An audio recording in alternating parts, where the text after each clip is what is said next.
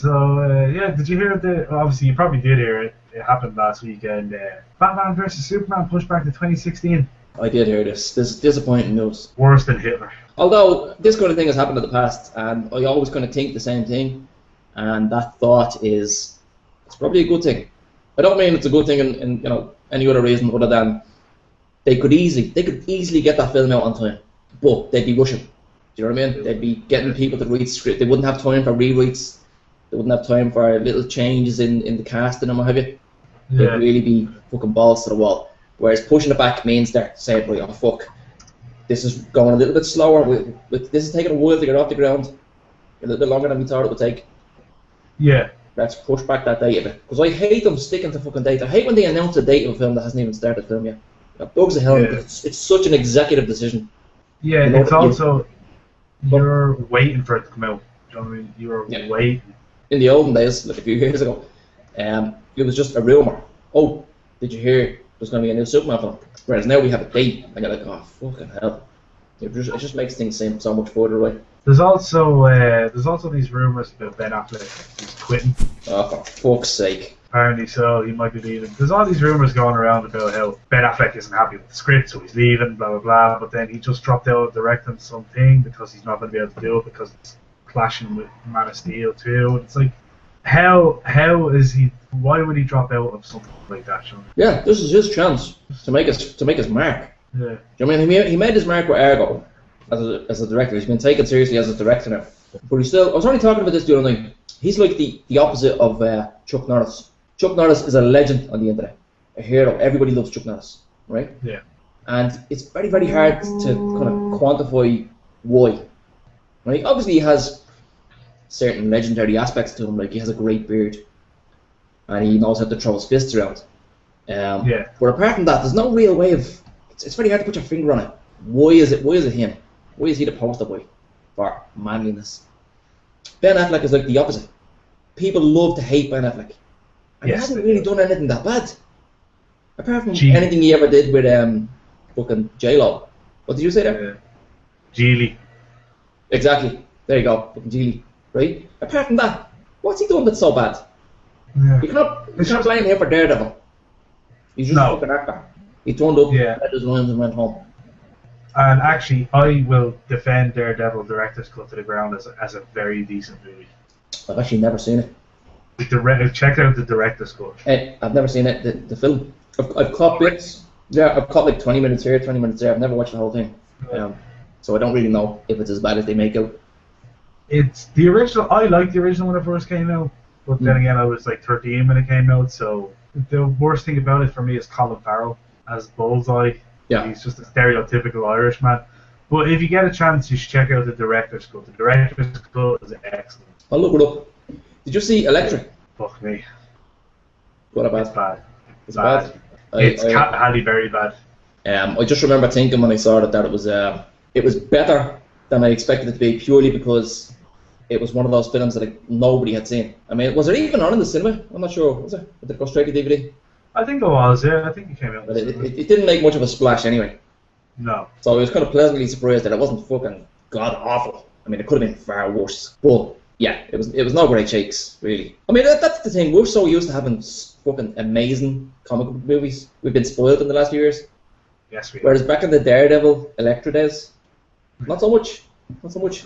One thing that's bothering me about this Man of Steel 2 being pushed back is, when the movie was first announced, people were saying, oh, look, they're rushing it, they're putting Batman in this, they're rushing this movie. Yeah. And to me, I was looking at those statements on the internet going, since when is 2 years for a movie rushing it? Most movies have a 2-year kind of life with pre-production, film, and post-production. It's usually around a year and a half, 2 years. So how is that rushing it? Now people are saying, oh, see, they were rushing it, they pushed it back to 2016. But like, I don't get why they're pushing it back, because apparently they're still starting production on the same date that they were already planning on doing it. Now, rumours are abound that they haven't cast the villain yet, so maybe what they're planning on doing is filming. Nope. So they're planning on filming stuff around that, and then when they get the villain in. Well, I mean, I'm disappointed because I was very excited to see the Avengers 2, Man of Steel 2, kind of going against each other in the summer. It would have been a great summer, do you know what I mean? It would have been like, here we go, this is it, do you know what I mean? Yeah, and it would have been... competition is always good for the consumer. Exactly. So those two films competing with each other is only going to work out great for us because they're both productions are going to be bending over backwards to make the blockbuster of the Best year. movie they possibly can, Yeah. So, and I was also just very excited about seeing Batman, Superman, and Wonder Woman on the screen together at the same time. Yeah. I'm very scared that I will die before I actually get to see that, because 2016 is still 2 years away. There's a risk. Yeah. Yeah, there's a risk, so. Is Bryan Cranston still in it? Apparently that was just a rumour that was never confirmed. Oh, for fuck's sake. So there's this chap from Latino Review, El Mayimbe, his name is. He breaks rumors about the movies that are coming out, and some of the stuff he's come out with is a bit ridiculous. And he's the one who broke the Bryan Cranston story about how he signed a 12-picture deal apparently with Warner Brothers. Okay. So you're talking 24 years. If they make a movie with Lex Luthor every 2 years, that's 24 years he's going to play the character. There's going to be 12 movies with Lex Luthor in. No, but that's what he was saying. That's what he yeah. was suggesting, you know what I mean? Like, so that's why I don't believe that. I mean, I would love Bryan Cranston to be in the movie. Of course. He would make a great Lex Luthor. But they've also been mention of Joaquin Phoenix as Lex Luthor, which would be awesome to see. He's a fucking excellent actor. Oh yeah, he's a nutcase. I didn't hear he was going to be Lex Luthor though. I just seen his name associated with the film. No, that's the rumor right now is he's going to be the new. He's going to be Lex Luthor. He's a great actor. Really underused. Underrated as well. Oh yeah. Yeah. I mean, not many people know his fucking name. No, well that's because the fucking thing is ridiculous to try and pronounce. Yeah, it's terrible. I seen an article about him the other day, right? And I don't know whether this will actually make sense to you, but it did mean my generation. They were talking about him, and then they mentioned it was like weird facts about him, and they mentioned his brother River. But they were talking about him in terms of basically whoever wrote the article and the person reading it had no idea who River Phoenix was. It was like, did you know he had a brother called River? What a crazy name, right? Sadly, River Phoenix died outside a nightclub of a drug overdose. And I'm like, you're for fucking real. River Phoenix was the fucking Leonardo DiCaprio of his fucking day, like. He was also a class actor as well.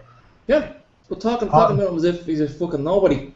Yeah, there's just 3 words when you mention that lad's name that everyone says. Stand By Me. Oh yeah.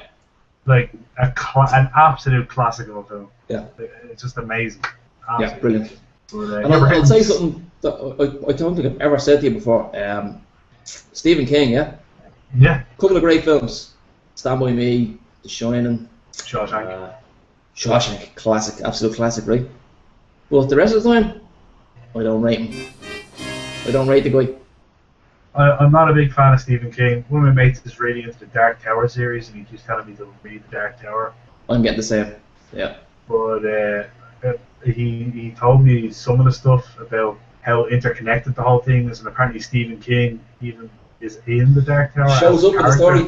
I read about it. I think I read about it on Wikipedia or something, and that sounds brilliant. That would annoy the balls off me. That would really annoy me. I'm just like, no. That's it. I'm putting this book down.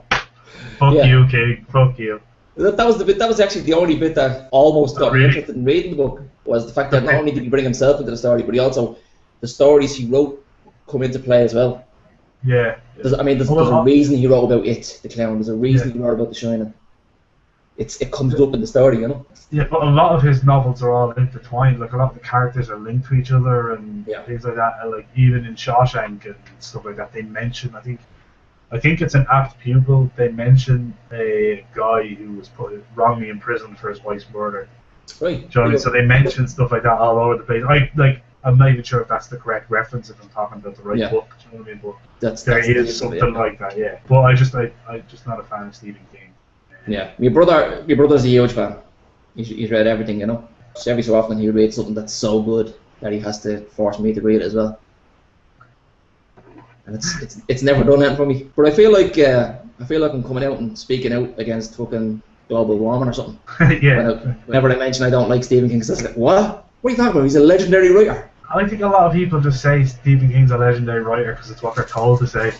Yeah. I mean, how many people actually have read Stephen King books? The only Stephen King thing I've ever read was 4 Seasons, I think it was called, or Different Seasons. Okay. Which was Apt Pupil, Rita Hayworth and the Shawshank Redemption, which became Shawshank. Because my favourite thing that Stephen King has ever written was Apt Pupil. Still is. at Pupil. No, like I said, I haven't read very much. So it was Rita Hayworth in The Shawshank Redemption, At Pupil, The Body, which was Stand By Me, and The Breathing Method, which I don't remember very much of. It was just four short stories. Yeah. Actually, like people don't realize Shawshank Redemption is a very, very short story. Stand By Me is a very, very short story as well. So and the thing is, when you're reading Shawshank, you're just reading the film because it's so short. They basically just adapted it pretty much. Yeah, exactly just fleshed it out a bit. Yeah. Was that Frank Darabont? Yes, Frank Darabont did Shawshank. I think he did about 6 Stephen King films. Yeah, I think he did The Mist as well, which The Mist was gack. Yeah, I totally agree. Really? Oh, I actually like that film. Oh, really? There's bits in it I don't like. There's an awful lot of bits in it I don't like. The whole religious cliche, that got to me. The crazy religious one in the shop, and the kind of the whole Lord of the Flies thing. Whatever. But you know what it was? Do you know what I liked about it? I just like the monsters, and I love a film about military experiments going wrong. I just love shit like that. I don't know what it was. I don't know why. It just I was just like, no, not for me. Kind of steep. The thing on the Jesse Eisenberg thing, he's actually like 30. Sure, he's the same age as Henry Cavill, who plays Superman. That's hard for me to get my head around. I'm not saying like Hardy was an old guy or anything, but just he seems a lot fucking older. He seems more mature and like sophisticated. Yeah. Which I'm eating a bar of chocolate and I said sophisticated, and we're just spat a load of chocolate on the screen. It's really a shame we don't have HD on this thing. Let's go.